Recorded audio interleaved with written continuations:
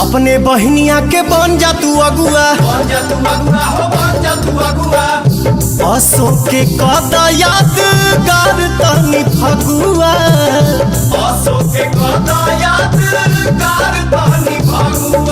सोझा से जब जाले हो लागे कि कदी हलाले हो, लाले हो हलाले हो।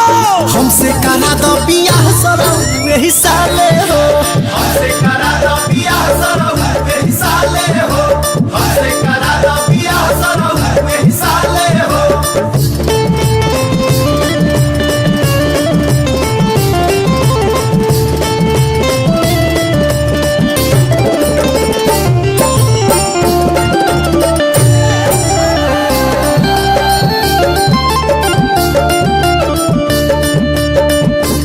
सुना ढेर दिन पहिन जे रखबा कुआर, खेते में भाग जाई लेके सियारे।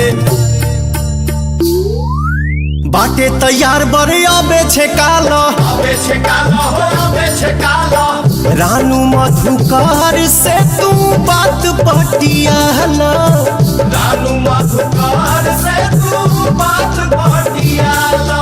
पढ़े जे पवन के पाले हो जाइए से जैसा लाले हो, आंगन में चोप गड़वाले हो।